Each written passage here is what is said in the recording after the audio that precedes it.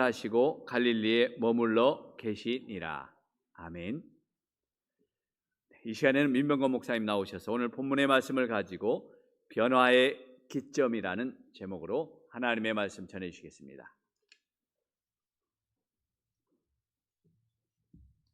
우리 기도하고 함께 말씀 나누도록 하겠습니다.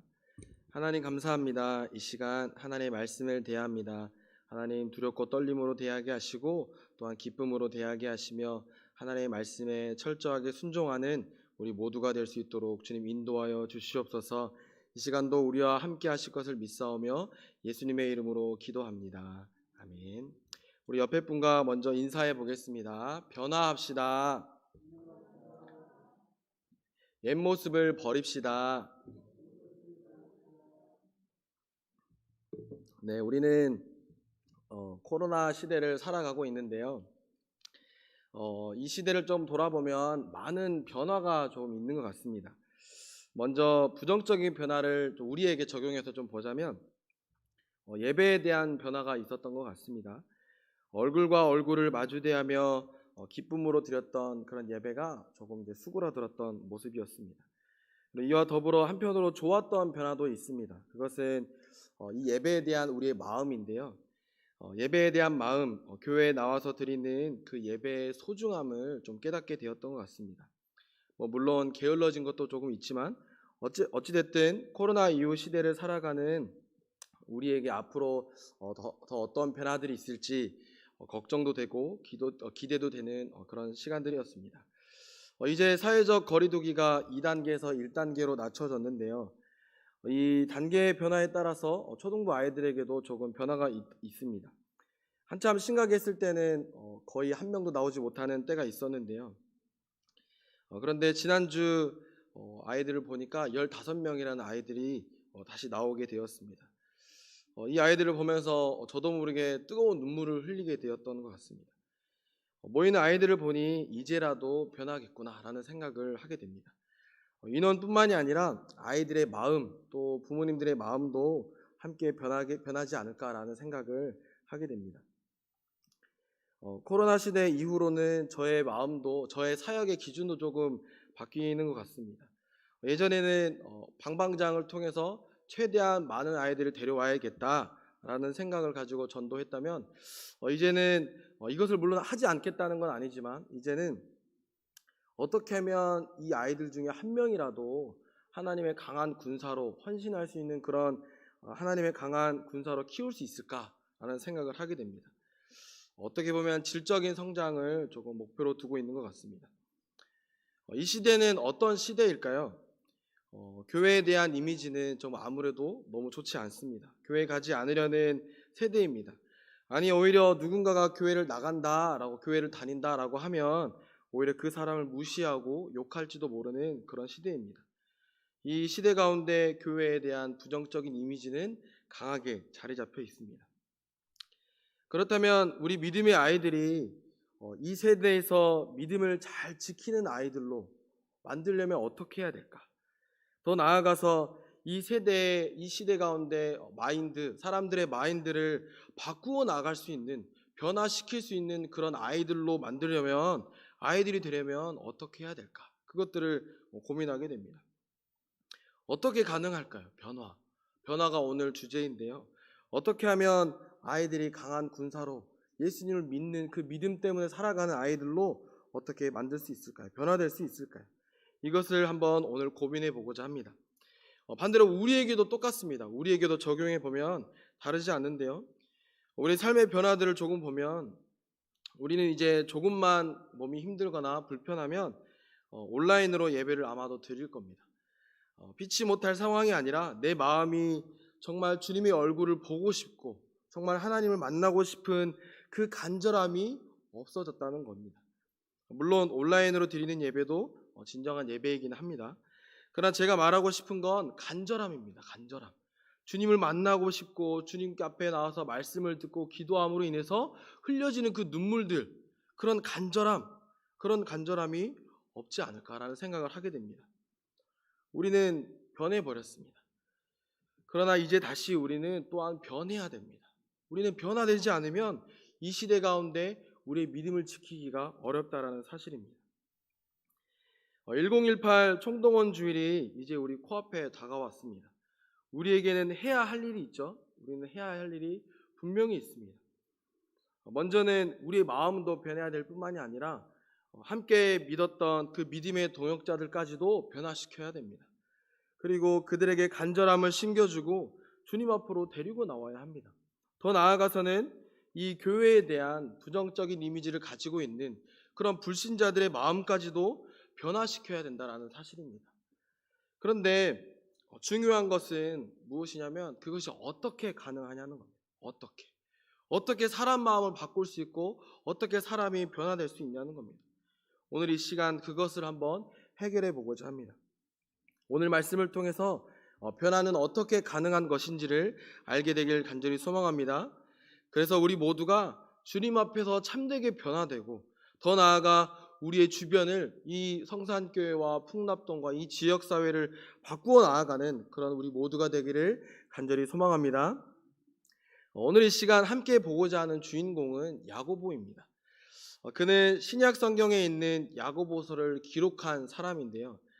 성경에 들어갈 만한 책을 기록했다는 건 그 사람에 대한 믿음, 그 사람의 믿음, 예수님에 대한 그 믿음이 정말 대단한 사람일 것입니다. 마치 베드로와 같고 바울과 같을 것이며 또 모세와 같은 그런 위대한 믿음의 사람일 겁니다. 그런데 오늘 본문을 보면 오늘 우리가 읽었던 요한복음 7장 말씀을 보면 야고보는 그런 믿음, 그 주님에 대한 그 믿음이 전혀 없어 보입니다. 이상하죠? 어떻게 변했을까요? 이 야고보라는 사람은 180도 달라진 사람인데요. 믿음이 전혀 없던 사람에서 어떻게 성경책을 기록할 정도의 그 정도의 믿음의 사람으로 변하게 되었을까? 이것에 한번 오늘 집중해 보기를 소망합니다. 먼저 오늘 야고보가 변화되기 전의 모습을 살펴보도록 하겠습니다. 일단 야고보는 예수님의 육적인 동생인데요. 지난 시간에는 예수님이 고향에 가셨을 때 마을 사람들이 예수님의 형제들을 언급한 적이 있습니다. 그 어머니는 마리아, 예수님의 어머니는 마리아, 그리고 그의 형제들은 네 명의 사람을 이야기하는데요. 야고보, 요셉, 시몬, 유다라 하지 않았느냐라고 이렇게 이야기하면서 예수님을 다 안다라고 하면서 그 형제들과 그 가족들을 이야기했습니다. 이 형제들의 네 명의 형제들 중에 가장 먼저 이름이 나온 사람이 바로 야고보입니다. 그래서 아마 이 예수님의 다음 둘째이지 않을까라고 이렇게 추측을 해봅니다. 어쨌든 이 본문에서는 이 예수님의 형제들과 예수님의 대화가 등장합니다. 오늘 본문에 명확하게 야고보라라고 이렇게 기록되지는 않았지만 그 형제들 가운데 분명 야고보는 포함되어 있고 아마도 그 중에 가장 둘째, 그 중에 예수님을 제외하고 가장 큰 형인 이 야고보가 첫째 형인 예수님에게 이야기했을 것이라 이렇게 생각을 해봅니다. 이 형제들은 예수님을 어떻게 생각했을까요? 여러분의 가족 중에 한 사람이 나타나서 나는 예수다, 나는 하나님이다 라고 이야기하면 어떤 반응을 보이시겠습니까? 그것을 생각해 보시면서 이 형제들의 상황과 형제들과 예수님의 대화를 살펴보길 소망합니다. 예수님은 공생의 기간 동안에 자신이 하나님이라는 사실, 나는 이 땅에 너희를 구원하러 왔다라는 그 사실을, 하나님이라는 사실을, 메시아라는 사실을 전파하고 다니셨습니다. 그렇다면 형제들은 이 사실을 믿음으로 받아들였을까요? 어떤 심리였을까요? 아니면 단지 요셉 가문의 첫째 아들로서 이 집안을 이끌어갈 첫째 형으로 인식하고 있었을까요? 본문의 상황을 보니 아마도 예수님을 하나님이 아니라 첫째 형 정도로만 생각했던 것으로 보입니다. 한번 볼까요? 우리 1절 말씀을 한번 읽어볼까요? 1절 말씀입니다. 함께 읽습니다. 그 후에 예수께서 갈릴리에서 다니시고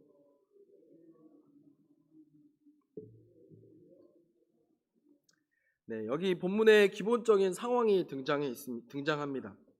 예수님께서는 유대로 가시지 않는다, 유대로 다니시지 않는다, 유대에 거하고 계시지 않는다, 싫어하신다, 거기를 떠나셨다 라고 이렇게 이야기합니다. 그리고 현재 있는 곳 갈릴리에만 있기를 원한다 라고 이렇게 기록하고 있습니다. 그 이유가 뭐죠? 왜 유대로 가기 싫어하시는 걸까요? 그 이유는 바로 유대에는 유대인들이 있어가지고 그들이 예수님을 죽이려고 하기 때문입니다. 목숨을 지키고자 그렇게 하시는 겁니다. 저자는 예수님께서 유대를 피하고 계시는 그 상황을 기록한 이유가 있습니다. 왜 기록했을까요? 그것은 형제들이 예수님께 하는 말 때문입니다. 한번 볼까요? 뭐라고 합니까? 3절과 4절 말씀입니다. 우리 함께 한 번 더 읽어볼까요? 3절과 4절입니다. 그 형제들이 예수께 이르되 당신이 행하는 일을 제자들도 보게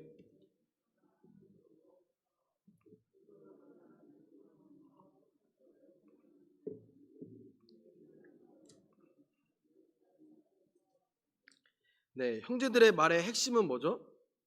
유대로 가라는 겁니다. 유대로 가라. 형제들이 유대의 그 상황, 유대인들이 예수님을 죽이려 하는 그 상황을 아는지 모르는지 잘 모르겠어요. 그걸 알고 하는 말인지 모르고 하는 말인지 모르겠지만 그럼에도 불구하고 유대로 가라라고 말을 한다는 건 형에게 관심이 없거나 형이 하는 일을 비꼬거나 둘 중에 하나겠죠. 왜요? 그곳에 가면 예수님은 죽을 수밖에 없는 거잖아요. 그런데 그럼에도 불구하고 유대로 가라고 한다는 것은 예수님에 대한 부정적인 그런 마인드밖에 없다는 겁니다. 4절 말씀은 조금 이해가 되기는 합니다.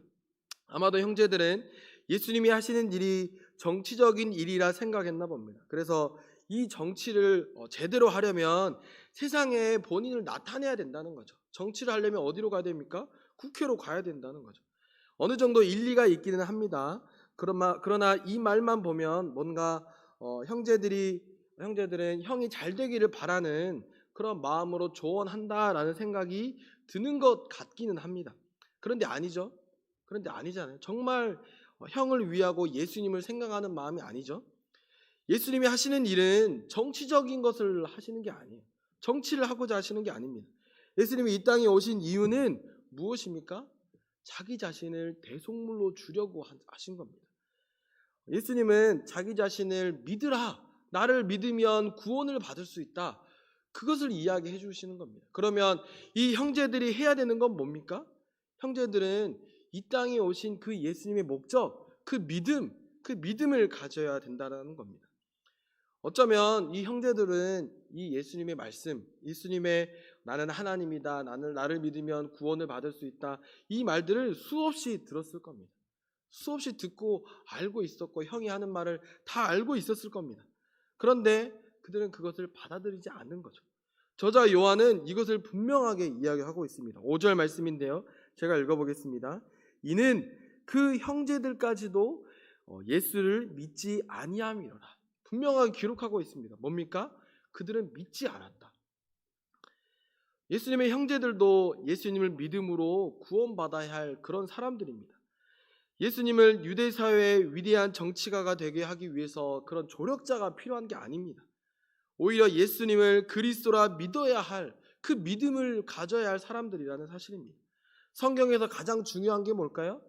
가장 중요한 것은 믿고 구원받는 일이라는 겁니다. 아멘입니까?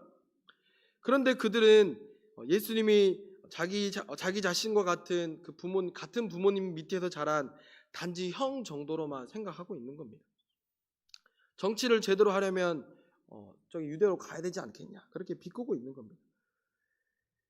이게 바로 어떻게 보면 야고보의 모습인 겁니다. 믿기 전 야고보의 모습은 친형이라는 그런 익숙함 때문에, 가깝기 때문에 예수님을 믿지 못하고 있는 그런 모습입니다. 늘 옆에서 함께 자란 형이었잖아요. 아버지가 나무를 깎으면 목수일을 할 때 같이 도왔던, 그런 같이 땀을 흘렸던 그런 형이잖아요. 그렇기 때문에 예수님을 형이라 생각하고 믿지 않는 겁니다. 하나님으로 믿지 않는 겁니다. 때론 우리도 마찬가지입니다. 예배가 익숙해지고요, 교회가 익숙해지고 전도축제, 총동원 주일, 이 모든 게 익숙해질 때가 있습니다. 기도 시간 늘 그렇듯 익숙해집니다. 편안합니다. 그래서 그 시간이 정말 믿음에 의한 시간, 정말 감격이 흘러넘치는 그런 시간이 되지 못할 때가 많다라는 겁니다. 오히려 그런 시간들에 대해서 부정적인 말만 내뱉고 하나님께서 원하시는 그것이 아니라 그렇게 판단하는 그런 모습들이 있다는 겁니다. 우리는 어떻게 해야 됩니까? 동일하게 예수님의 말씀을 듣고 동일하게 예배를 드리며 동일하게 그렇게 기도하지만, 말씀을 듣지만 우리는 믿음으로 반응하지 못할 때가 많다는 겁니다. 예수님께서 형제들에게 원했던 것, 야고보에게 원했던 것은 뭘까요?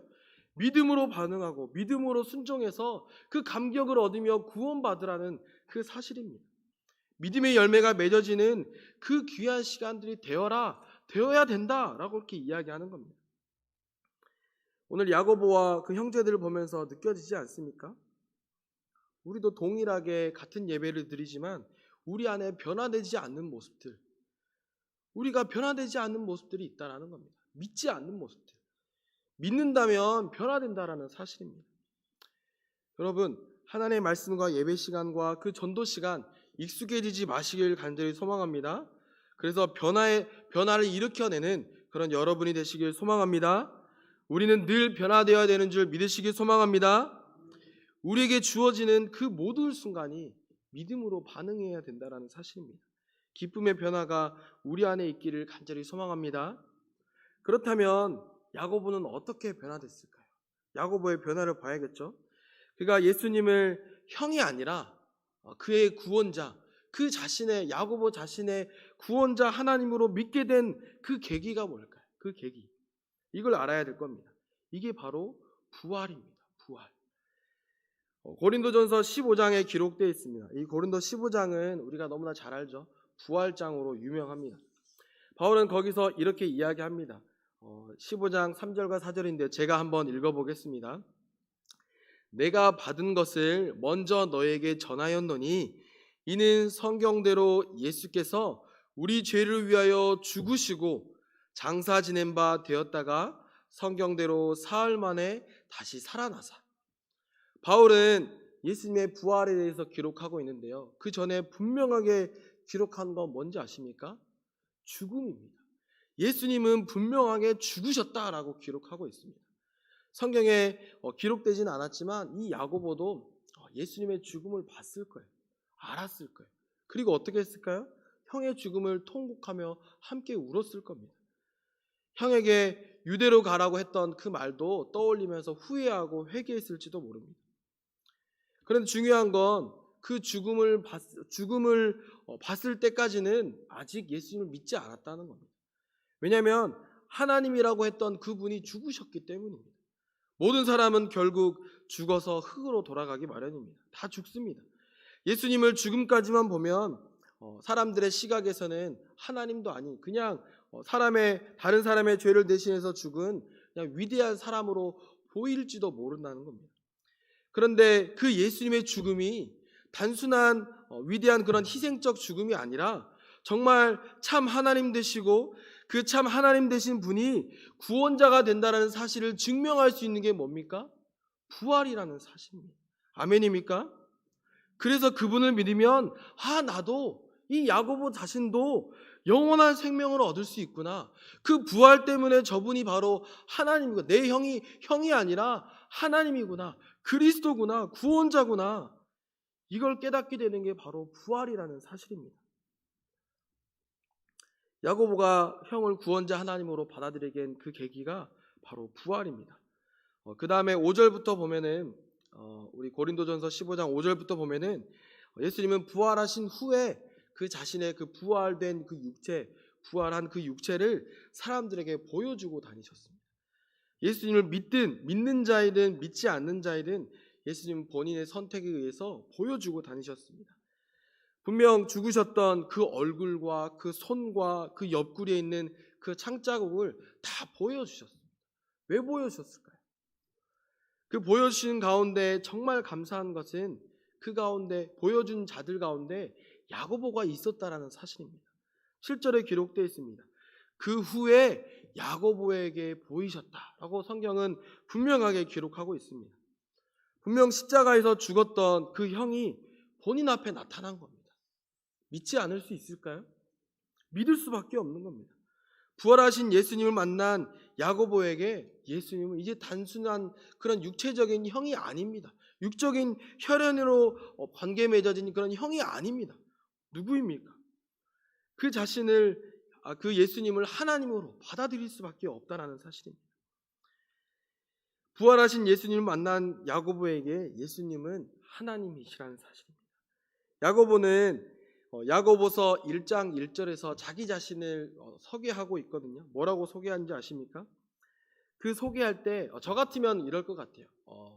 이 야고보서가 많은 사람들에게 알려졌을 때는 이 예수님이 하나님이라는 사실이 많은 사람들이 믿고 그 안에 많은 세계가 있을 거 아니에요. 근데 그 가운데 나는 누굽니까? 야고보는 예수님의 육적인 동생이에요. 실제로는 육적인 동생이잖아요. 그러면 우리는 혈연이나 지연, 학연 이런 거 많이 사용하는 우리는 사회잖아요. 그러면 저도 마찬가지로 그런 것들을 사용할 것 같습니다. 그런데 이 야고보는 그 안에서 그런 혈연의 관계, 나는 예수님의 육적인 동생이다, 그런 내 말을 들어라, 그런 이야기를 하나도 쓰지 않습니다. 오히려 뭐라고 기록한지 아십니까? 이렇게 기록합니다. 하나님과 주 예수 그리스도의 종 야고보. 뭐라고 기록합니까? 나는 그리스도의 종이다라고 이렇게 기록하고 있습니다.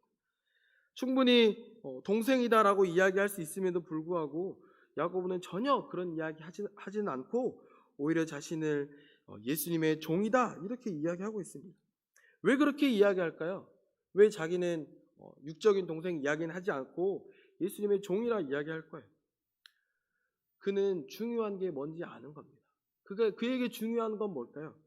예수님과의 관계에 있어서의 어떤 육적인 관계가 중요하다는 게 아닙니다. 중요하지 않습니다. 예수님의 동생 야고보로 있는 건 전혀 그의 삶에 중요하지 않다라는 겁니다. 이제는 그것은 이 땅의 사실들이잖아요. 하늘의 것이 아니라는 겁니다. 그에게 중요한 건 예수님과 나와의 영적인 관계입니다. 예수님의 종이라는 사실이 그토록 그에겐 중요한 겁니다. 예수님에 대한 믿음, 예수님의 말씀에 철저히 따르는 그것이 가장 중요한 그 주님에 대한 믿음, 하나님을 나의 구원자, 예수님을 나의 구원자, 하나님으로 맞아들이는 그 믿음이 그에게는 가장 중요하다는 사실입니다. 그래서 야고보는 어떤 사람이 됐을까요? 갈라디아서에 보면 야고보를 교회의 기둥이다 이렇게 표현하고 있습니다. 그 당시 있었던 예루살렘 교회의 기둥이다. 그 없이는 살 수 없는, 그는 그곳의 지도자였습니다. 예루살렘 공회의 지도자였거든요. 그의 리더십은 독보적이었다 할 수 있습니다. 그의 믿음은 그때 당시에 독보적인 위치를 차지하고 있었습니다. 또한 바울의 친구입니다. 사도행전 15장에 보면은 예루살렘 회의가 일어납니다. 회의 안건은 다 알듯이 이방인의 구원의 문제잖아요. 근데 하나님은 그들에게도, 이방인들에게도 구원을 베푸셨다라는 사실을 이 바울이 가서 알려줍니다. 이야기합니다.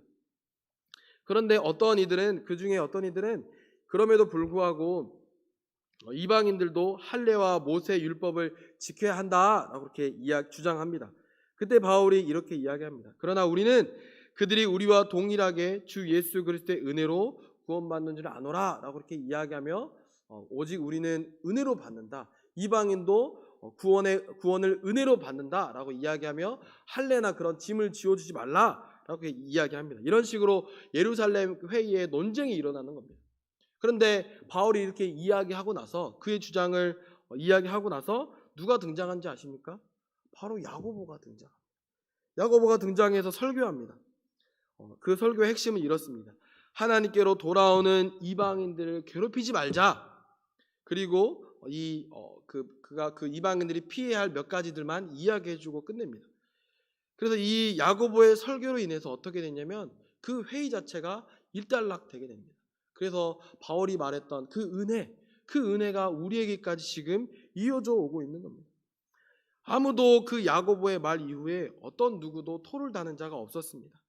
당시 확실한 영적 지도자였다라는 사실을 증명해 주는 장면입니다. 야고보는 어떻게 이런 결과를 낳게 됐을까요? 어떻게 이런 삶을 살아갈 수 있었습니까? 그가 무엇을 보고 예수님의 은혜로 이렇게 변화되었습니까? 바로 부활 때문이라는 사실입니다.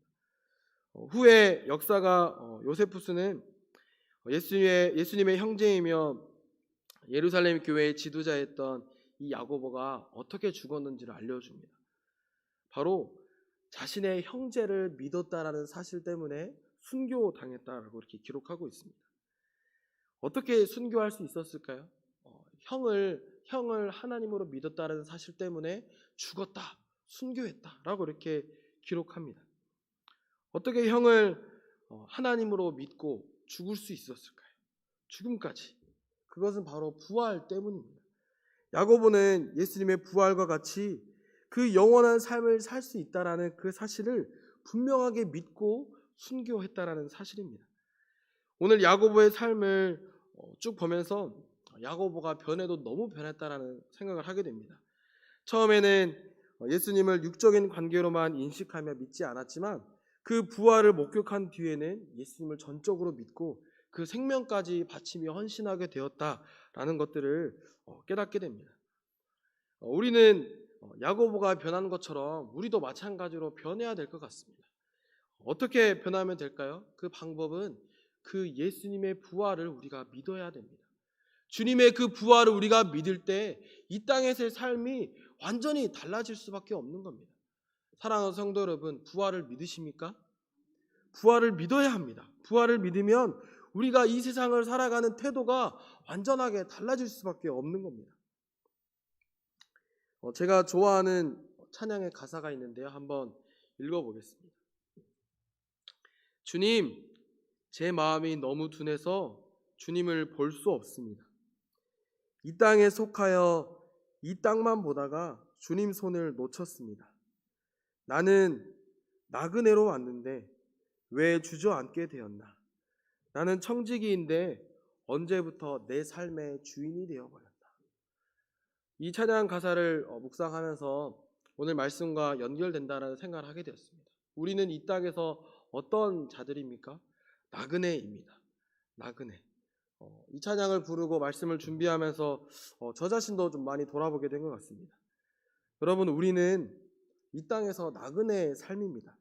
이 세상이 주는 유혹과 욕망들, 육적인 것들, 육체적인 것들, 그것들을 바라고 원해서는 안 됩니다. 우리의 소망은 어디에 있습니까?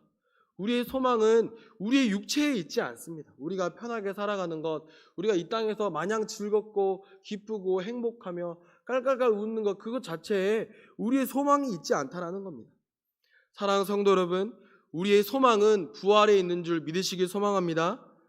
우리가 부활의 소망을 두고 이 세상을 살아간다면 우리는 야고보처럼 우리의 삶은 달라질 겁니다. 180도 달라질 겁니다. 우리가 보고 싶은 것, 우리가 하고 싶은 것, 그 생각하는 것, 그 모든 것이 달라질 겁니다. 어떻게 하면 하나님 말씀에 순종할 수 있을까? 어떻게 하면 저 천국의 하늘의 보화를 쌓을 수 있을까? 이 땅의 보화가 아니라 어떻게 하면 하늘의 보화를 쌓을 수 있을까? 어떻게 하면 주님 말씀하신 것에 순종해서 그 열매들을 쌓을 수 있을까? 열매를 맺을 수 있을까? 그 영혼 구원에 대한 열매들, 내 삶의 경건의 열매들, 기도의 열매들, 어떻게 그것들을 갖출 수 있을까? 예수님은 분명히 이야기하십니다. 뭐라고 이야기하십니까? 이 땅의 보화를 쌓지 말고 저 하늘의 보화를 쌓으라. 왜 우리가 그 하늘의 보화를 쌓을 준비를 하며 이 땅에 살아갈 수 있는 겁니까? 그 이유가 뭡니까? 바로 우리는 부활 때문이라는 사실입니다. 부활을 믿으시길 소망합니다. 하늘의 보화를 쌓으시길 간절히 소망합니다. 우리가 1018 청동원 주일이 우리 코앞에 있습니다. 만약에 우리가 이 땅에 그리스도인이라 말은 하지만 1028에는 전혀 관심은 없고 또 영혼 구원을 위해서 무엇인가를 하려고 하지 않는다면 우리는 각성해야 됩니다. 우리는 변해야 될 겁니다. 다시 한번 예수님의 부활을 바라보고 하늘의 소망을 두고 부활의 소망을 두고 우리의 삶을 변화시키길 간절히 소망합니다. 사랑하는 성도 여러분, 부활의 소망을 두고 주님께서 원하시는 그런 참된 모습으로 변하시는 여러분이 되시길 소망합니다. 더 나아가서 코로나 시대 가운데 하나님의 참된 기쁨이 되는 우리 성산교회가 되기를 간절히 소망합니다. 우리 시간 함께 기도했으면 좋겠습니다. 우리가 뭐라고 기도해야 될까요? 하나님, 첫 번째로는 나를 변화시켜 주십시오라고 기도했으면 좋겠습니다. 하나님, 이 시대는 내가 주님을 향한 절대적인 믿음 가지고 변하지 않으면 안 되는 그런 시대입니다. 주님, 나의 삶을 변화시켜 주시고 주님 변화시켜 주는 그대로 내가 살아갈 수 있게 해달라고 기도했으면 좋겠습니다. 두 번째로는 그 변화의 포인트, 변화의 기점인 내가 부활을 믿음으로 살아갈 수 있게 해주십시오. 하나님, 내가 부활의 소망, 그 부활 신앙을 잊고 살았습니까? 주님 용서하여 주시고 내가 이제는 부활 소망을 바라보며 하나님 나라의 그 부활을 쌓기를 원하는 그런 사람이 될 수 있도록 도와주십시오. 또한 우리가 1018 전도 축제를 위해서 총동원주를 위해서 우리 세 가지 기도 제목을 가지고 주님 한번 부르고 다 같이 기도하겠습니다. 주여, 하나님 아버지, 간절히 기도합니다. 주님만 바라보고 주님만 원합니다. 하나님, 내가 변하길 소망합니다. 주님 앞에서 변하길 소망합니다. 하나님, 이 시대는 주님 없이 살 수 없는 시대임을 아버지 온전히 깨닫게 하시고 각성하며 변화될 수 있도록 주님 인도하여 주시옵소서. 아버지, 나의 소망은 육체에 있는 것이 아니라, 나의 소망은 이 시대에 있는 것이 아니라 아버지 하늘에 있음을 주님 소망합니다. 아버지, 하늘에 내 부활의 소망을 두며 하늘의 부활을 쌓는 것에 소망을 두며 아버지 주님 열매를 맺으며 경건의 열매를 맺으며 하나님 구원의 열매를 맺어 나아갈 수 있도록 아버지 하나님 인도하여 주시옵소서. 아버지 1018 전도 축제가 있습니다. 아버지 주님, 이 축제를 통하여서 아버지 많은 영혼들이 주님 앞에 돌아오게 하시며 아버지 이것을 위하여